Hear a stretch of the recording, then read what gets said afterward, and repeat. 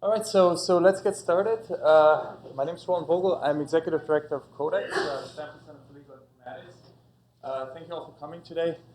I did not have the privilege of knowing Aaron Swartz. I learned about his untimely death through the media and the blogosphere. Our CodeX fellow, Aaron Greenspan, and I talked about Aaron Swartz, and was impressed sort of learning about how much his work has influenced work of Aaron Greenspan and others. And it seems like someone who, in a world of legal technology, and so in terms of using technology to make the legal system more efficient, has, even though he passed away so young, has left quite an impressive mark. And so I don't want to say much more. I'm just going to turn it over to Aaron, and then Jennifer is also going to speak. So without further ado. Thanks, Roland, and also thank you to all the sponsors of the event today. I think it's ACS, Criminal Justice Society, CodeX, of course, and SLATA, if I'm not mistaken, and then thanks to the Stanford staff who helped put it all together as well. So I'm Aaron Greenspan. I'm a fellow at CodeX, and I should also give my own disclaimer. I did know Aaron, but not particularly well, so I don't want you to think that I was especially close to him.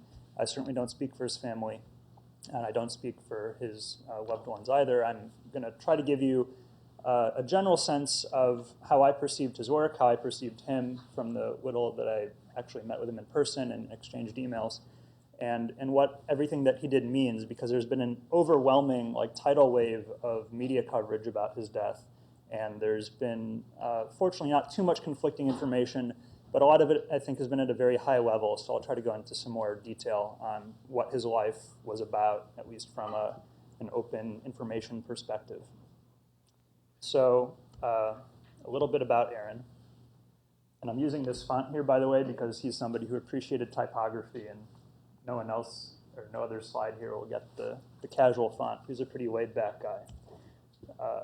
When I first heard of him, he looked pretty much like this. He was talking a lot with Larry Lessig at Harvard Law School, now previously at Stanford Law School, of course, about the Creative Commons project, which is, if you're not familiar with it, essentially an alternative to copyright, where instead of protecting all of your information and keeping all the rights to yourself, you have the option of giving those rights away in a very structured manner, where not only can people see how you want to represent those rights, but machines can also read how those rights will be presented.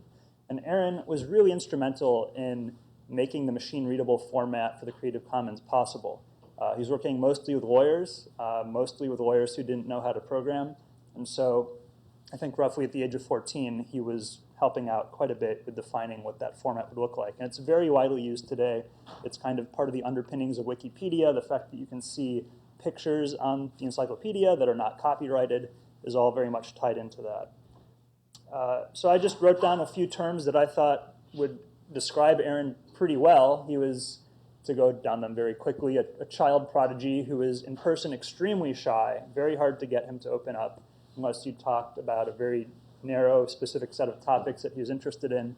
He was hyper-literate. He was always carrying a book. He's reading at a fantastic pace that I only wish I could keep up with.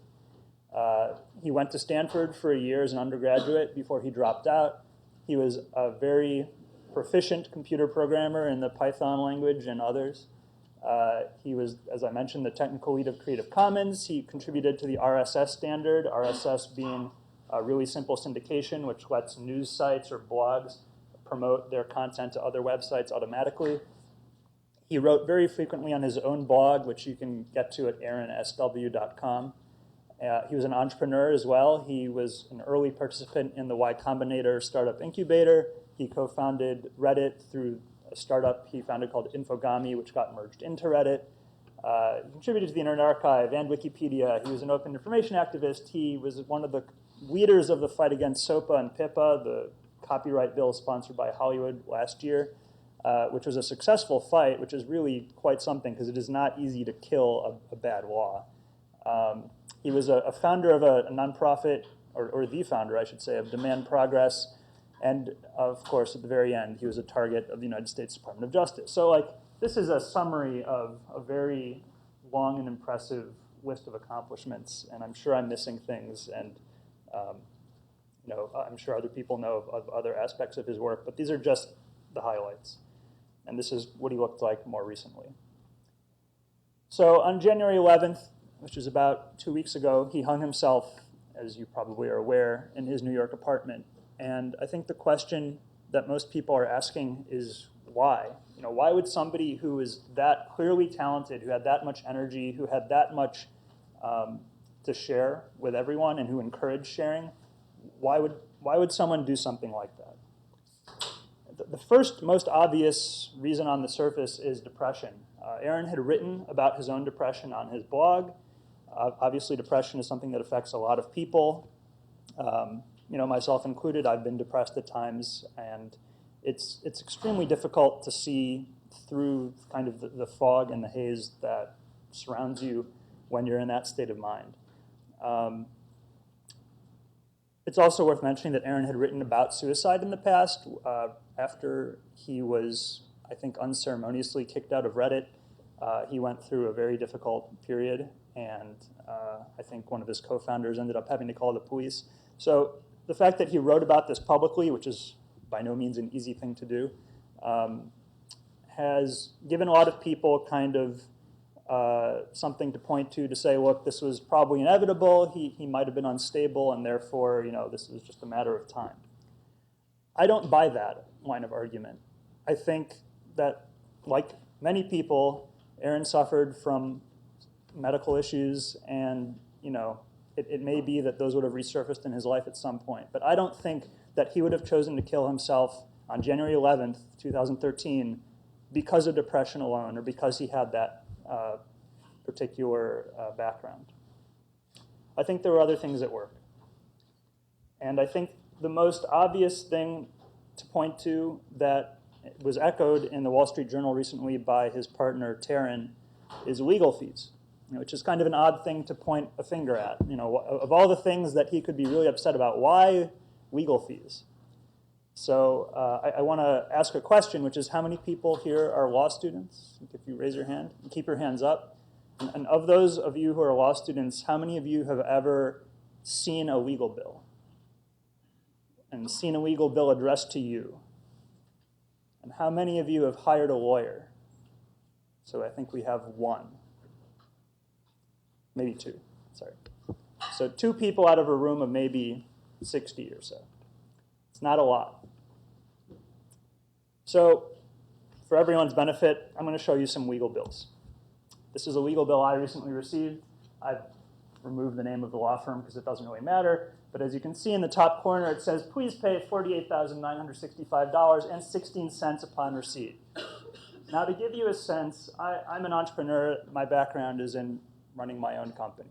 Most I've ever paid myself, ever, is $33,000 a year.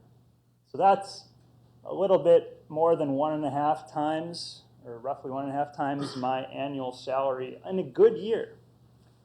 And a few other highlights for this particular bill. You can see that we've got some line items of what's been done. 0.2 hours, that's 12 minutes, $90 to read an email. That's one email. You know how many emails I send? A lot of emails. That's a lot of money. Here's another law firm. Different firm, different issue. This particular invoice was to help me write a letter. It cost $7,208.50 for me to write the letter and for the law firm to help advise what I should put in the letter. Now, you'll also notice misspelling there, but it says computer legal research, $75. Now, what's that for? That is actually for LexisNexis and Westlaw fees that the law firm has marked up over and above the fees from Lexis, which have been marked up over and above the fees from the government. So we've got a few middlemen here between myself, the client, and the source of legal information, which, as far as I understand it, is public information. So that's kind of interesting.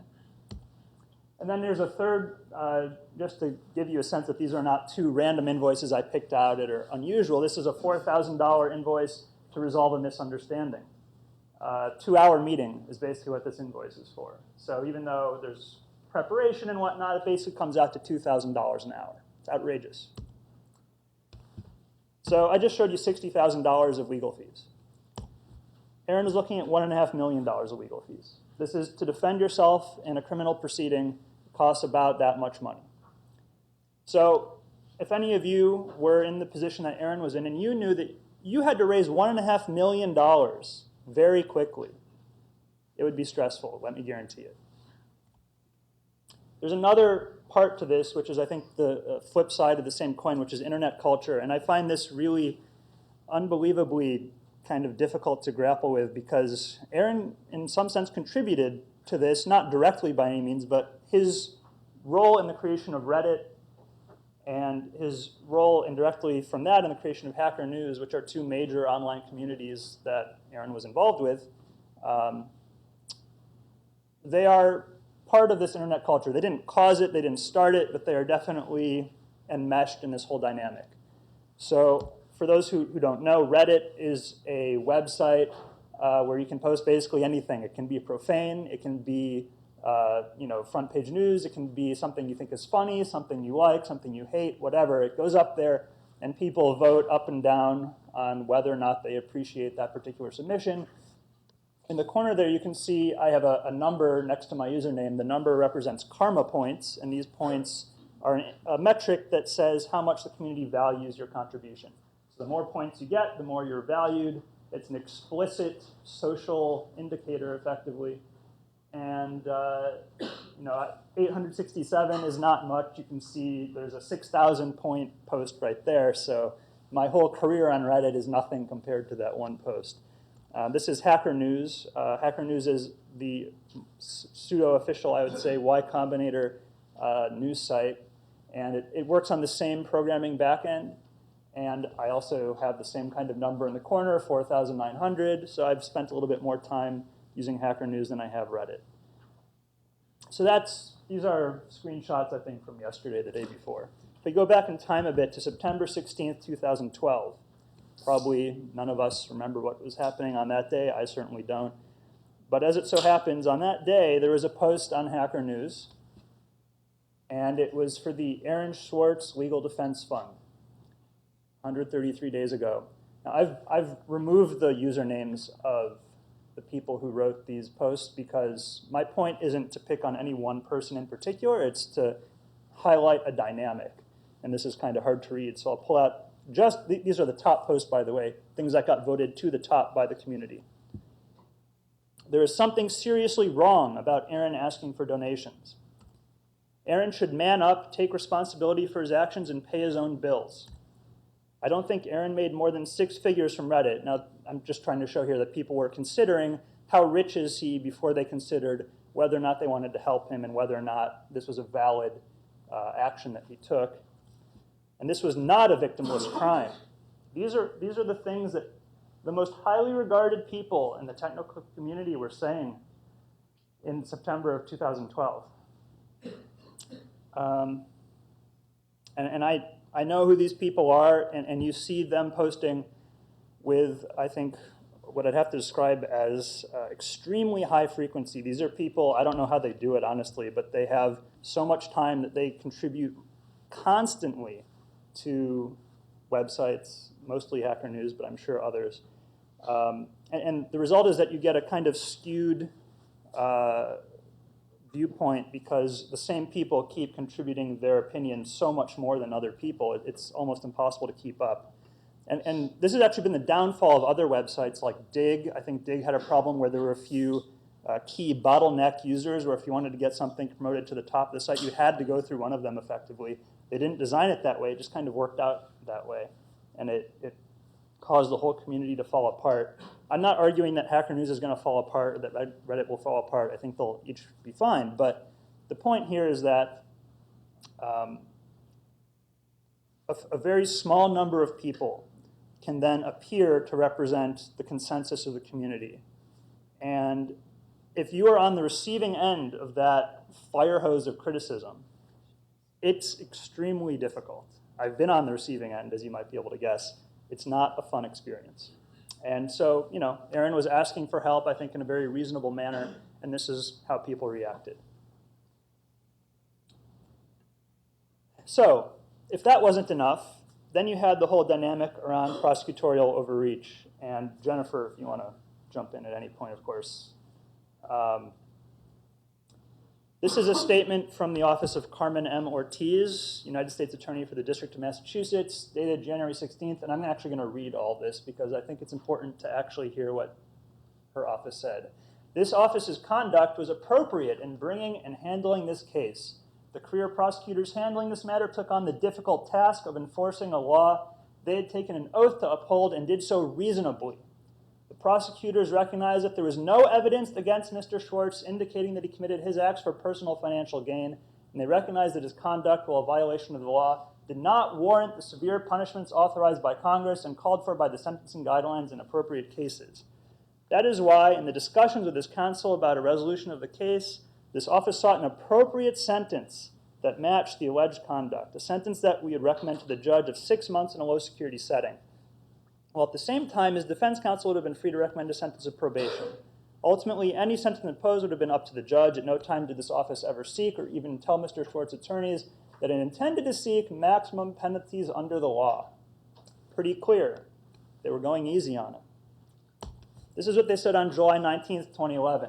Aaron Swartz, 24, was charged in an indictment with wire fraud, computer fraud, unlawfully obtaining information from a protected computer, and recklessly damaging a protected computer.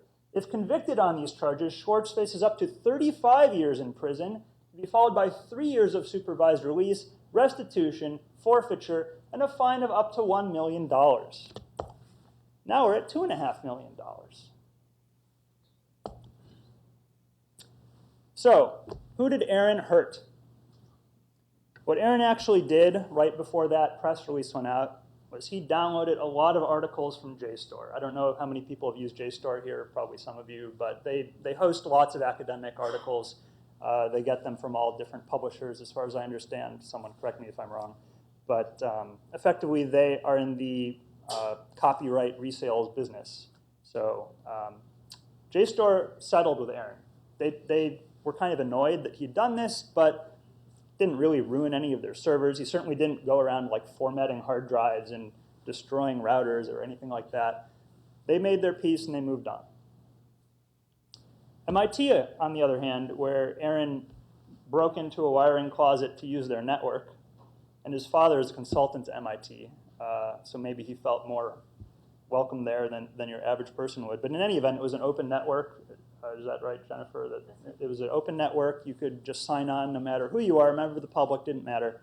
And so MIT thought this was inexcusable.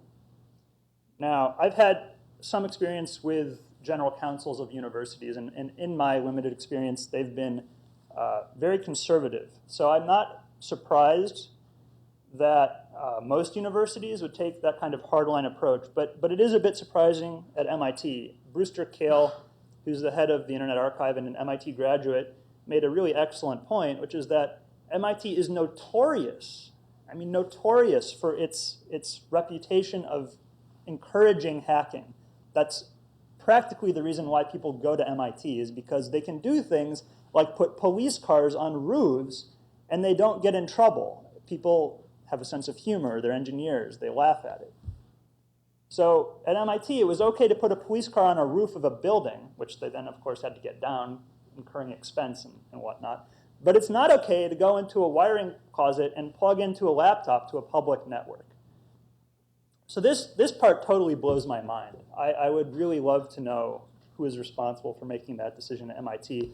They have, to their credit, commissioned an investigation, which will be run by Professor Hal Abelson. And from what I've read and heard, that is just about the best person you could get to run that investigation. So I think lots of people look forward to seeing the results of that, but it'll be a while before we have those answers. So what was Aaron accused of actually breaking as far as the law goes? And the answer is 18 U.S.C. Section 1030, the Computer Fraud and Abuse Act of 1986, which has been amended by the Patriot Act, of course.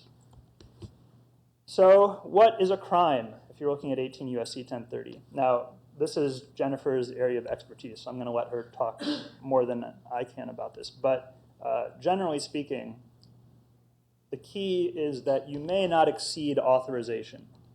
Now, what is authorization? You know, if I leave my laptop up here, can any of you come in and start typing on it? And have I authorized the public to do that by leaving it here? There are all kinds of weird questions when it comes to computer authorization because it's extremely broad. You know, computers, servers especially, have ports that are designed to listen for input, but maybe, you know, you give them some input that they didn't really want or the owner of the computer didn't want. It gets kind of hazy. Can I just say something about that? So, and maybe you're going to get this. Maybe I'll see what your does with your slides. So, the Computer Fraud and Abuse Act sort of looks at the world as outsiders and insiders, and outsiders are not allowed to access at all. So accessing is a violation. And then there's insiders who abuse their inside privileges in order to get access to things that they're not authorized to access. And it's this exceeds authorization language that's been susceptible to multiple interpretations over the years. There's another provision of the law that prevents things like denial of service attacks and basically sending traffic at a server and causing damage. But basically, the way the world is kind of sorted out in the past couple of years is that there's a circuit split with the 7th and 8th and 11th, or was set of circuits on one side, holding that authorization is this very loose concept that's based on principles of agency, and that definition can come from employment agreements, from terms of service agreements on websites, or other kinds of policy-type documents like that.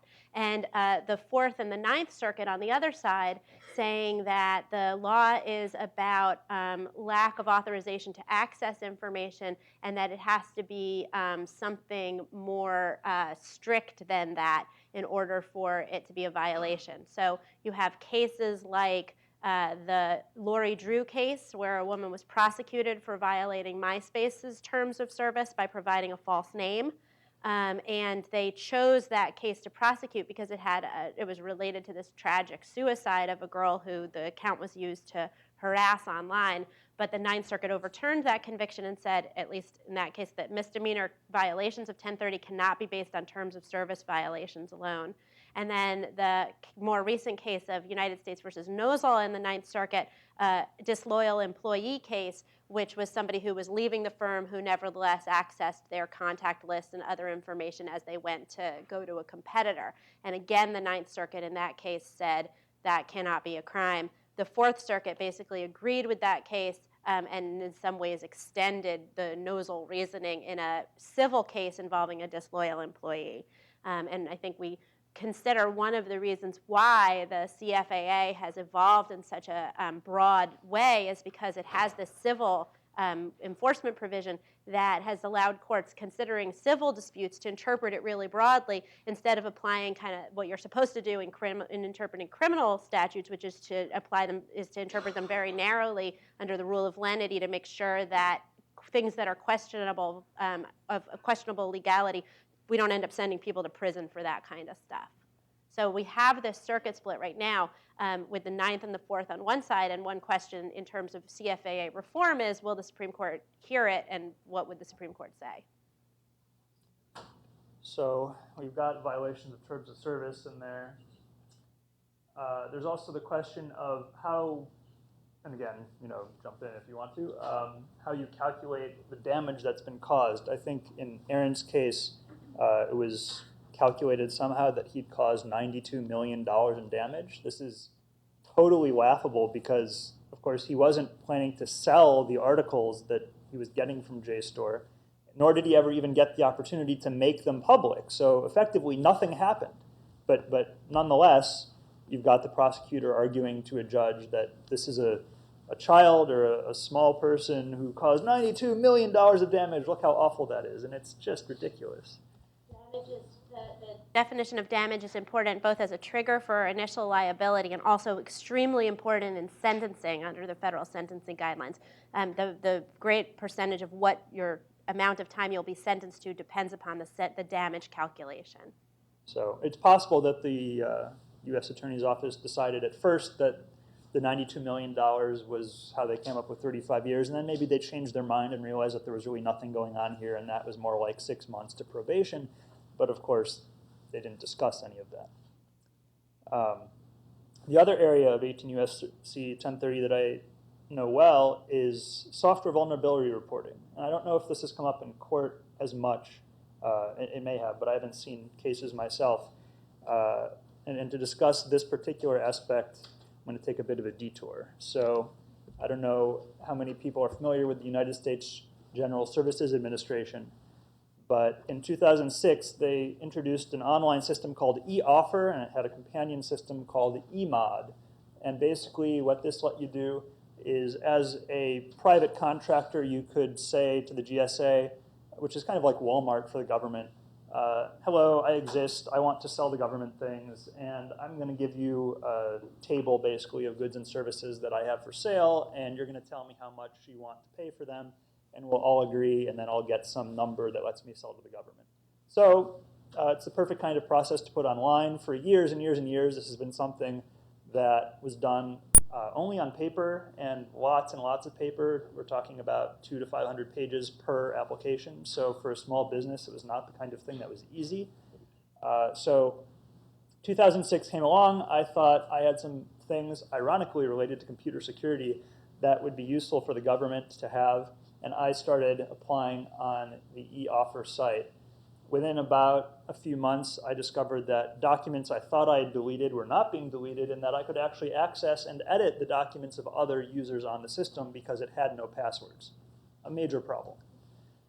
So I notified the GSA through their official channel, which was the Inspector General's office. They sat on the problem for about a month, and then once they'd had an opportunity to fix the problem, the New York Times wrote this article saying the website was insecure. And this made them very, very angry. So what happens next? The Senate starts sending letters to people. They had an acting administrator because their previous administrator had just been let go due to the Jack Abramoff scandal. And then you have the GSA sending things back to the Senate and doing audits, and it was a giant mess. In the middle of this, I found out that eOffer was made by a company called Unisys, which is a major government contractor, and Unisys had employed a lobbyist, I don't know if it was for eOffer specifically, but in general, to promote themselves to the government. And who should that lobbyist be but Jack Abramoff? So it got very messy and very political very quickly. I had people at the Senate and the House tell me that they were no longer authorized to speak with me. I had the Inspector General of the GSA tell me that they could no longer speak to me, and I had basically made myself radioactive overnight. So what happened was that I got to go to Washington, not because I wanted to, but because the US Attorney sent me a proffer letter saying that they were curious as to whether or not I'd violated 18 U.S.C. 1030, and they wanted to know more. So basically, they had no idea how to fix their website, and they needed some help. Now, this was all because I reported a flaw in a government system that I had found unintentionally through the official proper channel. That turned into my being potentially prosecuted for a crime. I had that 2-hour meeting with the U.S. Attorney and 5 GSA agents, and in the end, they decided not to press charges, for which I'm thankful. But they left me with an admonition, which was that if I ever used GSA systems again, or I ever told the media about this incident, they'd reopen the investigation. So I sent a letter to my senator, Dianne Feinstein, and this is what they sent back, saying that that never happened. So this gives you a sense of how the U.S. attorneys apply pressure to people. I'll just say that I made my career in knowing about the Computer Fraud and Abuse Act from representing people who were security researchers who were investigated by the FBI for reporting their findings. Right. So, if I had to argue that a change needs to be made, I mean, there are obviously several changes that need to be made to the Fraud and Abuse Act, but one of them would be that every government agency should have a required hotline or email address where you can anonymously report a flaw. Because as a security specialist, do I have any incentive now to tell people about flaws that I find? No, because I don't want to go to jail for doing the right thing. That's the incentive structure that's been set up here. And that invoice I showed you before for the $4,000, that's what this was for. I got to pay out of pocket $4,000 to help the government improve its security. So that's the end of that detour. Back to Aaron Swartz and what he was working on. So, not too different is PACER, the court system's public access to court electronic records database. And I don't know, how many people here have actually used PACER? A few. When I got to Stanford, I thought, oh, everybody's used PACER. It's the official thing. Everyone knows it. Nobody knows what it is. So PACER is this website if you go to pacer.gov. And you can see there's a lot of links, and it's a little bit confusing. That's partly because it's actually something like 120 different websites. They don't really believe in centralization so much. So every district, every circuit, they have their own PACER address. But it's not just a different address. It's actually a different instance of the software. So if you go to the Northern District of California, you'll actually be running a different program than if you go to the Southern District. And if you go, God forbid, to a circuit, that's not even a website anymore. That's a Java applet, which even though it does the same ultimate thing, which is storing documents, it's written in a completely different language. It has a different infrastructure. Everything's different. You have to have different usernames to read versus different usernames to file, different usernames for circuits versus districts. It's a mess. It's a complete mess. It's a disaster. And it scares the hell out of people. Because when you go to, for example, the District of Massachusetts, the first thing you get is giant disclaimers, legal disclaimers telling you that you're going to be prosecuted, that you shouldn't use this, that you might have to do that you have to remember this other thing. This is the Northern District of California site. First you get that big red box, then you get this other big red thing. It's hard to emphasize how bad this system is. And the worst part of all, of course, this is the Southern District of New York, a little bit lighter on the disclaimers, fortunately. The worst part is that you have to pay to use it. So at the bottom of every docket and every document that you get, you have this little table. And this is informing me that for my 5 billable pages, and of course there are no physical pages here, but it kind of guesstimates what it would be if it were a physical page, I have to pay 50 cents to see my own court case. This is my case. My company is involved in this case. And I cannot see how it's going without paying each time I want to check. Or I could, of course, pay Lexis or Westlaw or Bloomberg, but that would be a lot more than 50 cents. It's the same information. Also, it doesn't work. If I search the database for my name, I'm definitely in the database because I've been involved in litigation on the federal level. It says no records found, but I got to pay 10 cents to find that out. So, what is Aaron's legacy? What Aaron did is in 2008, PACER had a program where at law libraries, only a few, you could go and you could use this nonsense for free. You'd be able to use a law library's account, the cost would be 0, and you'd go on your way with your information. So he wrote a Python script with the help of other people at Princeton, Stephen Schultz and Harlan Yu, and Carl Malamed, an open information activist. And they all collaborated on this initiative to download as much of PACER as they could while this program was in place. And they did pretty well. By my count, they got 715,055 cases. And in addition to those dockets, they got a lot of the documents associated with those cases. So in total, they got about 650 gigabytes of data, which is a lot of data. So by doing that, Aaron set off kind of a whole tsunami of new initiatives. There's also some questions that his actions kind of force us to ask. Is it just to obey an unjust law? You know, in the case of the JSTOR, you thought that the way that copyright law is structured is not really just. It should not be that you have to go pay for things that are in the public domain, whether that's a court case, which should not be copyrighted because, you know, precedent works on the basis that you base your work on other people's work going back as far as you can, or if that's an academic journal article that's been financed by federal dollars. That's taxpayer money, so taxpayers should not have to pay to access it. So his view, I believe, was that you should not have to obey that kind of law, which is clearly unjust. Not everyone would see it that way, probably, but it's, I think, a legitimate question as to whether or not we should be following laws like that when they ultimately harm society in a very serious way. On that topic, I'd say, I mean, I think copyright law has problems, and I think it's just also.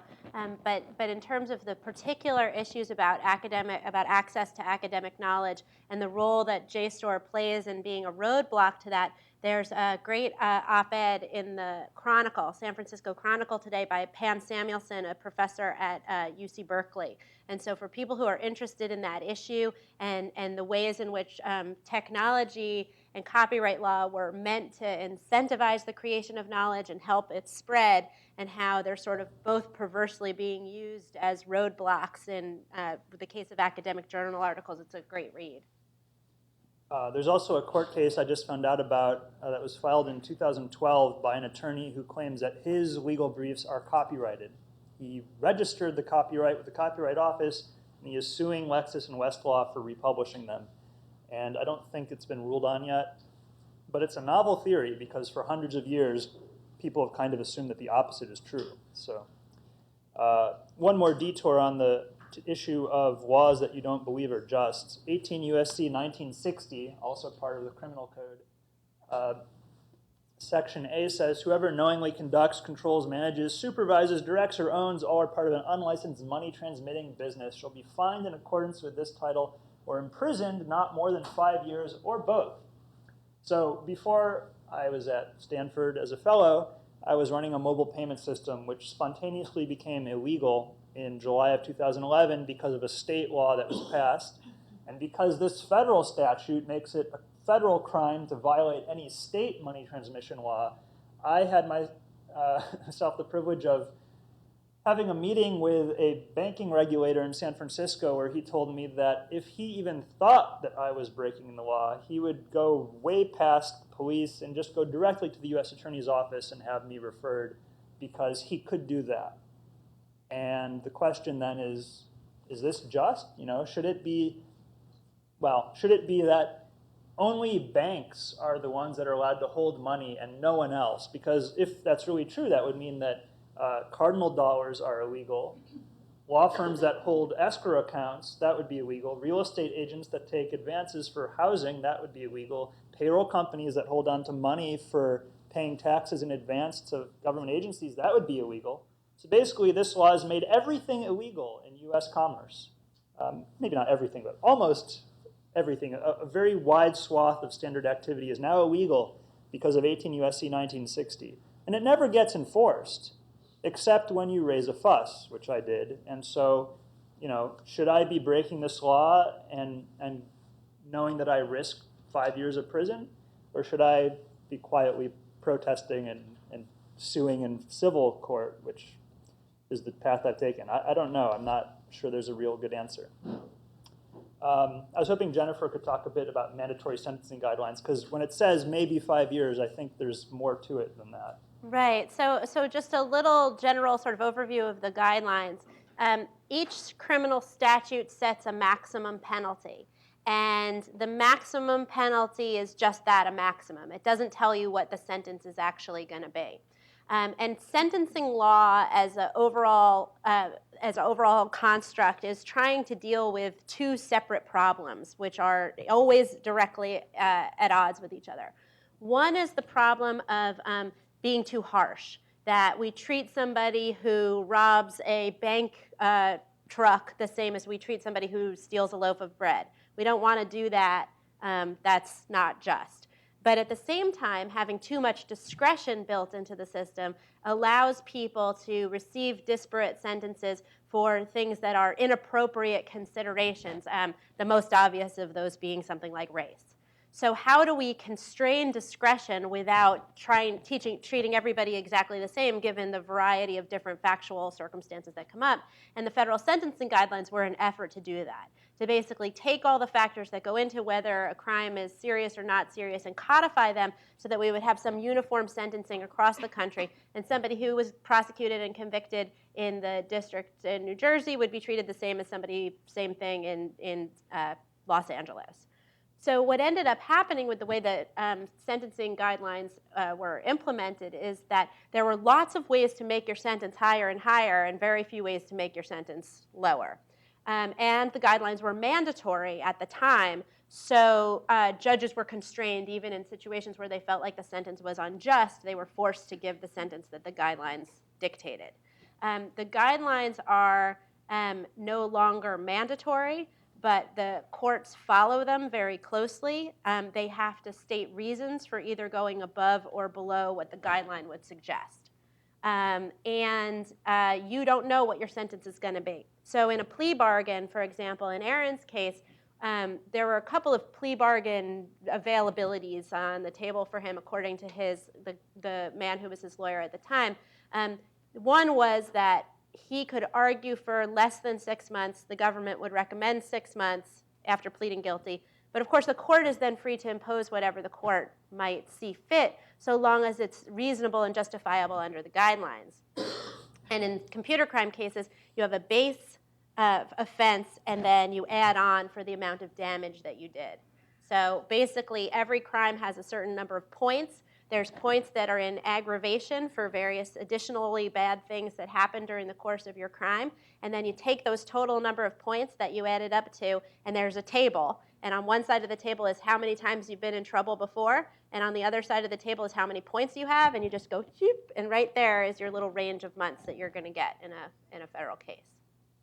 So it sounds like science, but it's an art form, but it's not an art form that really ever works all that well for the defendant.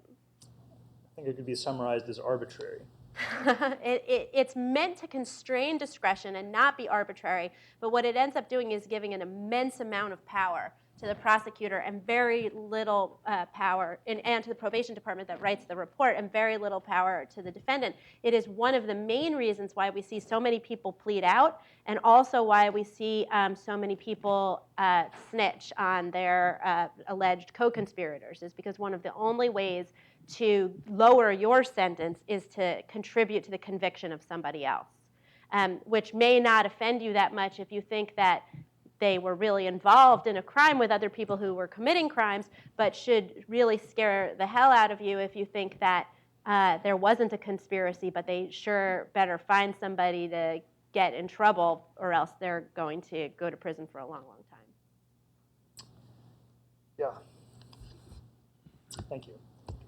So there's another issue which has come up in the past couple days, hours, which is extra-legal protest. And I saw there was some discussion of this on the Law Talk mailing list, which is that the anonymous group has hacked the United States Sentencing Commission website. There's supposed to be a second S. So this is what it looks like, or what it looked like a few hours ago. Instead of the typical website, you had a very long 10-minute video from Anonymous and the same text underneath that was read in a fake computer voice. And I think people on the mailing list got the gist of the message, and were discussing whether or not this is the kind of activity that people should really support, condone, approve of. So I don't think they paid as much attention to maybe what just looked like gibberish underneath. And it might be a little bit hard to see, but there are all these links, and they've got the names of the Supreme Court judges followed by .warhead1, and they link to a bunch of different websites that are just kind of scattered random websites all over the internet. I didn't follow any of them because I don't need any more trouble than I've already got. But at the very bottom, this is impossible to read, but I'll read it out loud. It says cat, and then the names of all the judges followed by asterisks. And then at the end, it pipes all of that data into a file called warhead USDOJ LEA 2013.AES256, followed by rm-rf/. So if you're a programmer, you're pretty familiar with what rm-rf/ does. That completely erases a hard drive on any Unix file system. So this may not be quite as innocuous as it seems, because what you effectively have here is a long political statement, which specifically mentions Aaron and his death, followed by kind of encoded instructions on how to destroy things. So I think the non-electronic analogy would be, if it didn't have any of this, it would just be kind of like sitting in an office where you're kind of staging a protest by obstructing the normal workflow, but you're not actually harming anyone. You're just kind of getting in the way. But this is almost like sitting in, but handing out grenades to people for the next sit-in. It's a little bit different.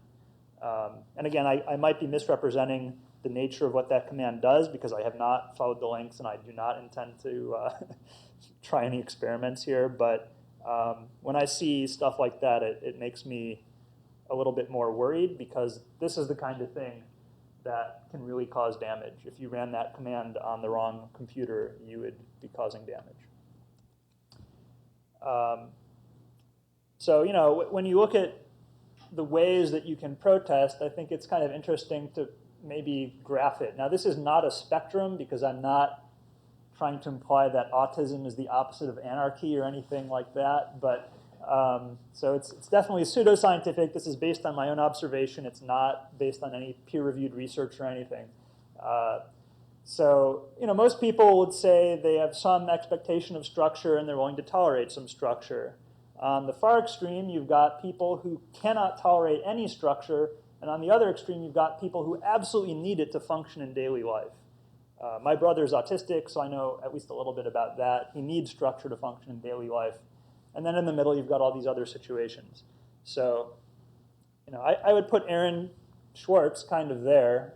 He was on the border of legal and extra-legal subversion. Certainly what he did with Pacer was totally legal, and when he was investigated for that, the FBI found nothing that they could pin on him.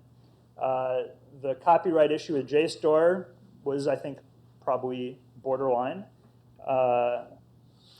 Then you've got Anonymous, which is certainly well into the extra-legal territory. And then I think lawyers are probably generally over there, where they prefer structure, and they're definitely working in a structured environment most of the time.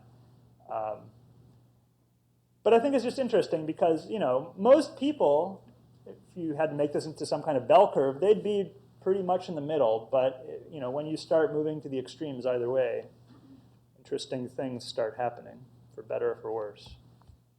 So another thing that Aaron has left us with is possible legislation. Zoe Lofgren, a representative in Congress, has made a bill, which is being referred to as Aaron's Law, and I think this modifies the Computer Fraud and Abuse Act, but just for the terms of service issue right now. The initial proposal was taken from the Senate version, which was a Leahy-Grassley proposal, to amend the Computer Fraud and Abuse Act to make it clear that violation of terms of service are not exceeding authorized access and criminal under the law.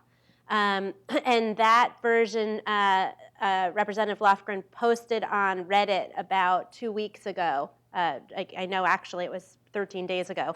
And based on this provision that had been debated before. And I believe that we can expect an updated version from her office sometime probably early this week. And then, certainly from my description, I think the terms of service issue is not as protective of online usage as the current law is. Already, Ninth Circuit law and the Fourth Circuit law are more protective of online uses and protect people from being held criminally liable for preferences of server owners that are not the kinds of things that criminal law generally attaches to. So I think we're going to see an update from her that will narrow the CFAA even more than that. But so the circuit law is only in certain parts of the country. It's only in the 9th and the 4th right now. There are 3 other circuits that have gone with the duty of loyalty stuff that basically could hold that you can violate the CFAA for being disloyal to your employer or something like that. And that's based on where you are or where the computer is? It could be either, actually. It could be either. The jurisdictional issues are complicated. Yeah. But I think that the feeling among those of us who litigate these cases is that because the CFAA is a criminal law, that the 9th and the 4th have the far better argument for it. And so, I don't like to go to the Supreme Court, but if I had to go to the Supreme Court on this, I would think that I would do pretty well, and that I'm going to get out of there some kind of agreement with the narrower ruling than with the broader interpretation, just based on principles of criminal law and interpreting statutes in that context. Fourth thing that Aaron has left us with is openness via technology, which is really what he spent most of his life working on in some form or another. This is the site that he actually put together to hold all of his court data. I don't think he spent a lot of time on the user interface, so I'd probably give him some flack for that if he were here. But he definitely put the data up, and it was definitely findable by people and search engines, I think. I'm not sure about the search engines, but they could have indexed this site if they were permitted to. When you clicked on a dot, you got more dots. And when you clicked on one of those dots, you got PACER information. He worked, as I mentioned before, with Carl Malamed, and Carl runs resource.org, which is a nonprofit that is just totally devoted to putting government information online. And I can't emphasize enough how amazing the work that Carl has done is, because I've come into this kind of late, basically, and I've been looking around and thinking, wow, Google is hosting all this USPTO data, and there's all this PACER data from what Aaron did, and none of it would have been possible were it not for Carl. So behind the scenes, he's been going around to government agencies, writing them letters, explaining the laws that they have to follow to them so that he can convince them to put all this information in the public domain where it should be anyway. He's done work with the Copyright Office. He's done work with the IRS. He's still doing work with the IRS, I think. He's done work, of course, on PACER. He's got state court data. He's helped all kinds of organizations like Justia. He's just an amazing person, and I encourage you to go to resource.org and check out the work he's done, because it's really important. And that is, in fact, where I got a lot of the information that I've used in my work, so it was based on his and Aaron's combined efforts. Second group of people that have been doing impressive work is the RECAP group at Princeton. So as you might be able to see, RECAP is PACER backwards, but it also is kind of an acronym for recapturing the data that's on PACER. It's a Firefox plugin right now. So if you go to recapthelaw.org, you can download the plugin and add it to your Firefox browser. And whenever you use PACER, it'll automatically intercept the downloads and re-upload them into the public domain hosted by the Internet Archive. So it's a really useful extension. It's free, and it helps more things be free, which is fantastic so far as I can tell. So that's definitely worth taking a look at. And when you actually do upload something to RECAP, which the extension really does for you, this is what it looks like. So it's not that much better than the dots that Aaron put up. It's not really the kind of thing that is human readable. This happens to be Aaron's court case. So it's the District of Massachusetts, MAD, and his PACER ID number is that 137 number. But it's still not the kind of thing that most people, I think, would be able to use on a daily basis. And it produces XML data like this for the court dockets, which surprisingly, or I guess not surprisingly, PACER does not do. And so this is where my work comes in. I've been working on PlainSight, which is a legal transparency site. And it takes this information from RECAP and from Aaron's initial files from PACER, and it puts them into a format that's a little bit easier for people to understand. So that same thing I just showed you with the XML and whatnot is exactly the same. It's just presented differently. So you can go on PlainSight and look at Aaron's case and not pay anything. You can also drill down on particular aspects of the case, like a lawyer or a judge or a court. And so if you wanted to see, for example, all of the cases that Stephen Heyman has prosecuted as Assistant United States Attorney, you can actually see his career history, which is remarkable because you cannot do this for most prosecutors.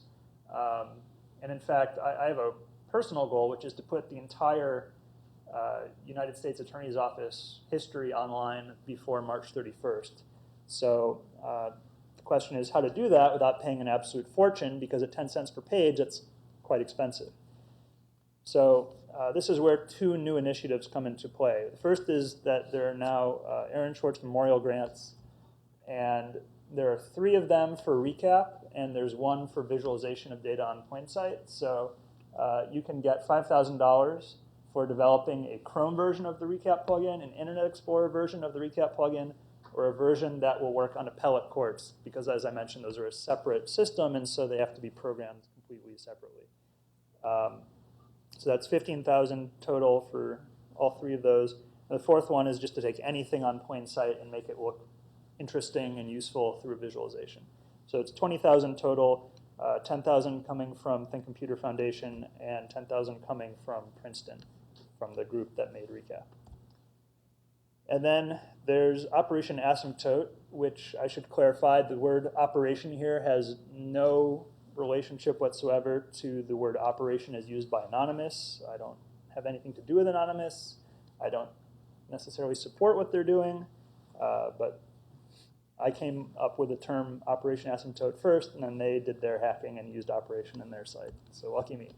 But anyway, what this does is it lets you, if you have never used Pacer before, it lets you sign up, get an account, which requires a credit or debit card, unfortunately. And then with the intention that your account will never be charged, it lets you click on links until you notice that you've reached $15 of charges. As long as you stay below, or I should say equal to or below $15 per quarter, Pacer will not charge your card. And that means that if enough people did this, then you could potentially download all of Pacer for free. But of course, the courts are counting on people to not care, and so they figure people will not do this, and so Pacer will not be free. So this particular tool lets you click on this link, and it changes every time you load, and you can then download that document, which we do not yet have, and it'll tell you the next document we don't yet have, and it'll just keep on going until all of Pacer is downloaded, as far as it can tell.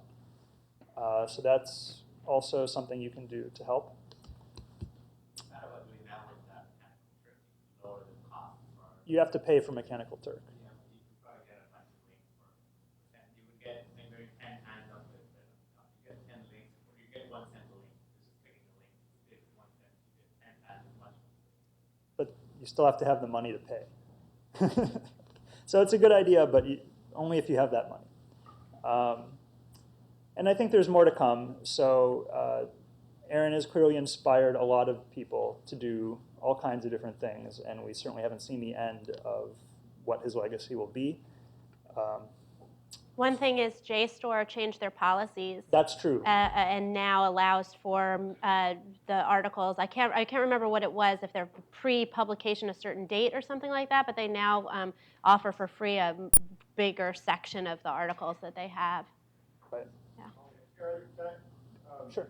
I ask one question about the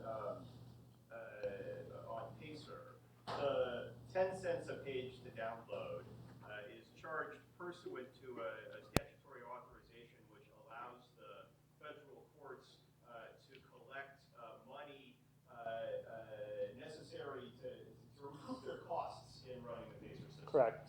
There's glad no you brought question that up. 10 cents a page has no relationship to the actual cost of delivering a PDF. And in fact, Pacer generates a substantial portion of the general budget of the federal courts right now. Are you aware of any efforts to challenge this fee in court, presumably by someone who doesn't mind pissing off the entire federal judiciary, or either in Congress to try to go after the amount that the courts can charge? I'm glad you asked. So I don't know of any effort to do it yet.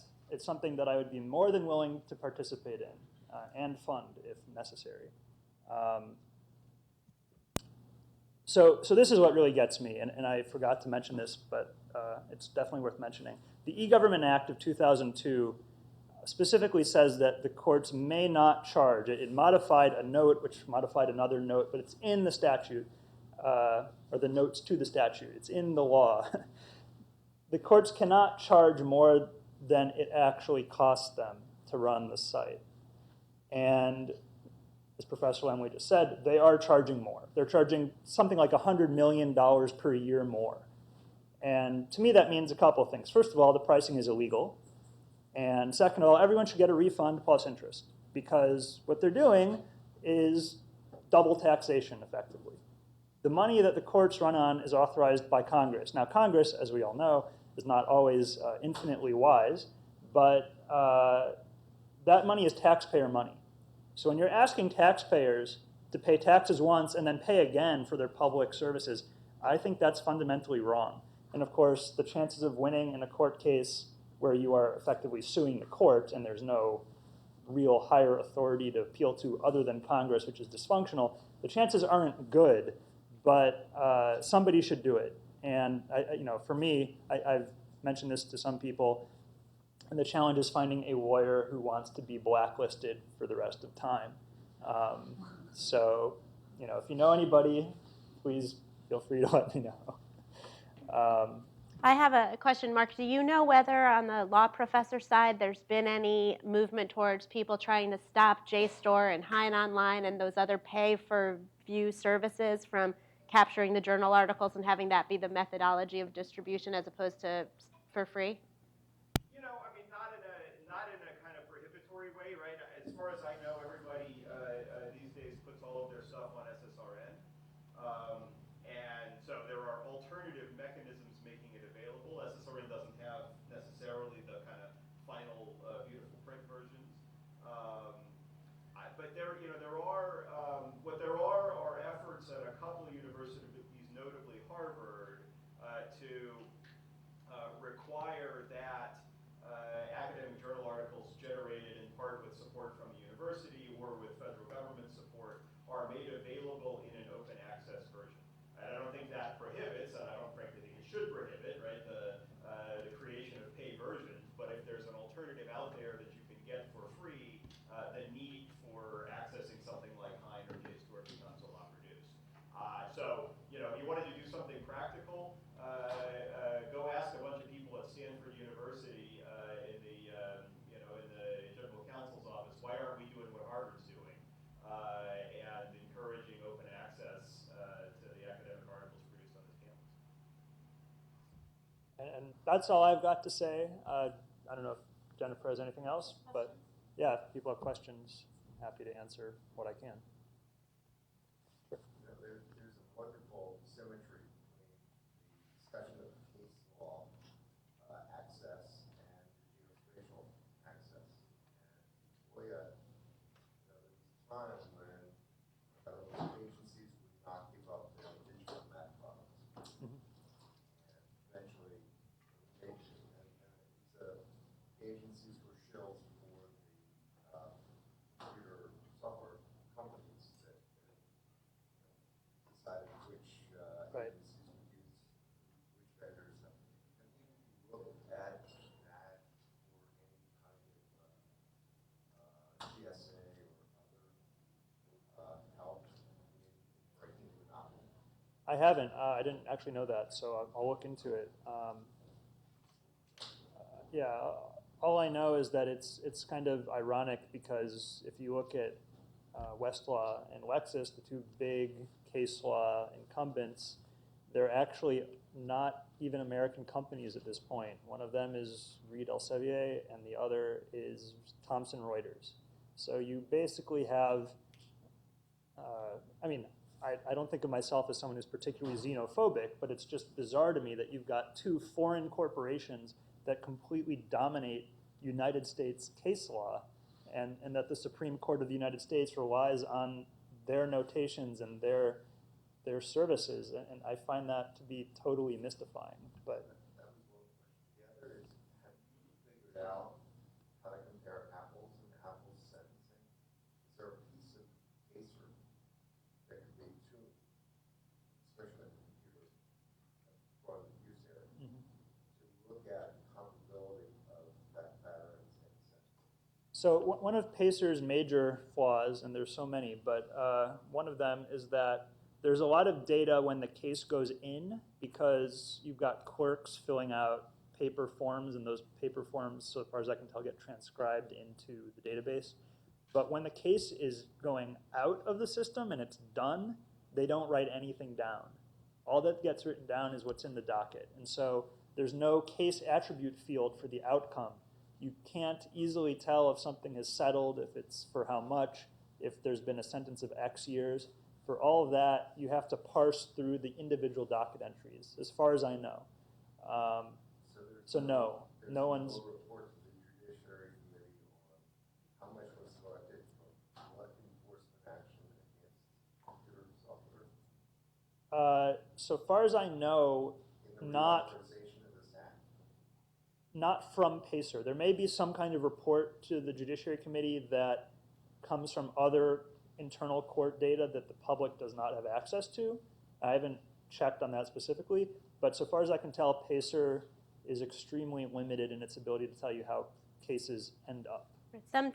There's some reporting. TrackFed looks at some of the reporting that comes from the DOJ, but you have to look at what it is. Yeah, a lot of this requires really crazy string parsing from a computer science perspective, and that's one of the things that I'm going to start looking at some more now that I've got some other projects. Why wouldn't you offer to computerize that piece of this for the federal judges to enforce this, and under that guise, get underneath this?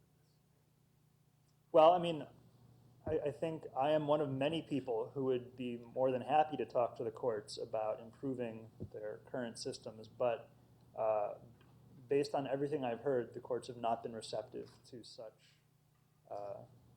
outreach, we'll call it. Yeah. Is there anything similar to JSTOR at Stanford, and has Stanford gone after somebody who tried to get just Well, so JSTOR is a service that's offered to many universities, I think. I know like Stanford has its own coursework thing for internal courses, and Stanford's actually one of the probably leaders in the multiple, massively online course MOOC things. So in that sense, I think Stanford, it's not up to Harvard standards in the one way Professor Lemley mentioned, but it does have some initiatives of its own that maybe offset some of the closed-mindedness of systems like JSTOR and Lexis and Westlaw. So JSTOR is not a publisher, right? JSTOR is actually an Right. archive. Right. So they're just an archive. They only post back issues, which in some cases makes the whole premise of what the damages were, because of some of the arguments against putting articles that are behind a paywall online is that you're stealing away the potential revenue from the publishers. But actually, everything that's on JSTOR is things that they're only back issues of archives. So there's back issues going back to the Right. So everything that's on there is in some ways already been paid for, and the publishers have already received the revenue that they were going to receive. So it's just icing on the cake. Yeah, they're not. Yeah, they're just providing a service of keeping an archive of everything that's already been published and that's already been profited from. I think it's an important distinction because it does make the target of the crime very different than if you get targeted a publisher who's trying to profit from. He's targeting someone who was providing something that has already been paid for and that has already been profited from by those people that are profiting from that. Well, Grant, I thought your two-part discussion was really interesting that you wrote online, where you kind of generalized prosecutorial overreach to drawing attention to those things. But I was wondering if you thought in this particular case, anything about it stood out that was actually really different from the way certain drug tactics overreach in the same way. Yeah, I think that there are things about the Computer Fraud and Abuse Act that make it more susceptible to overreach or have more kind of space for prosecutorial discretion. But I don't think it can be said that anything about the way the prosecutors conducted themselves in this particular case was out of the ordinary. They always overcharge. They always threaten the maximum sentence.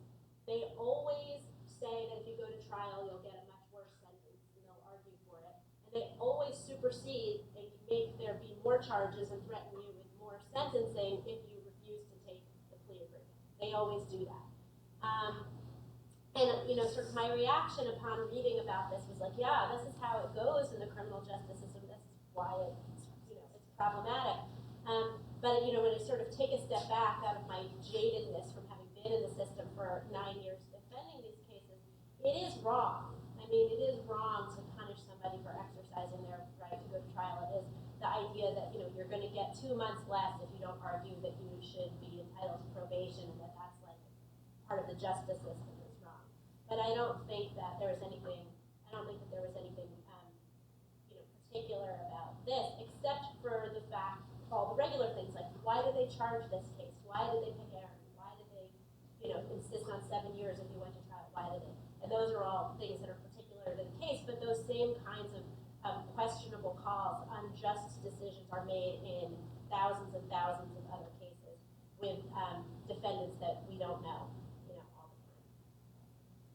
follow up on that? To that issue, is there any aspect of conscionability when an attorney tells the prosecutor that Aaron has issues with depression and warns them that this may be a possible problem for him? It was already on the web that he had experienced some of these issues, and supposedly one of his attorneys had told Hyman that this is an issue, that they needed to go a little easier on that. Is that ever a problem? Does that ever come up? In my experience, that can be something that goes to issues of custody once you're sentenced, like where you go and whether you're in solitary and that kind of stuff, and whether you go to an institution that has mental health or for mental health services or not. That is not a factor in sentencing. And you can read that in some ways both ways. Like people are supposed to be treated equally. You don't want people who are mentally who have mental diagnoses to be treated better or worse. You want there to be some parity there, and yet at the same time, this is the tension I was sort of talking about between, exercising discretion for humanitarian reasons and also and then just discrimination. So that's always a tension. But in my experience, that never goes into sentencing. It goes into custodial decisions. I let her cut in front of you just because I think she was following up on it. But do you want to? So actually, I want to thank you for this great information, brilliant talk. Thank you very much. And second, I want to point out that the whole thing about JSTOR is only one small segment of a huge crisis. That's the crisis of American or worldwide academic publishing. And the book market, the game is over. This academic book market, the game is over. All these, Stanford press, that's actually also history, this whole thing. And over the other course, they have the same struggle, and they are only subsidized by the university regions, little government money, and they are forcing all the authors, at least within humanities, I can only speak for that, they are forcing all authors to publish anything for free. So that goes to the food chain, where the author never is getting anything. Every author in humanities is happy to publish the book free and bring money to print it. That's the truth. And then they have this backbone, JSTOR, where they actually kind of kidnap the texts, put it on the internet, not really cheap, as we see, and they hide it even from their own author. If you want to get your own text, Right, you you have to pay. If you want to get the text from my neighbor, I have to pay. And Right. that's the thing where Aaron Swartz went into this, to make this point. And we have to really discuss this food chain. It's a sick food chain.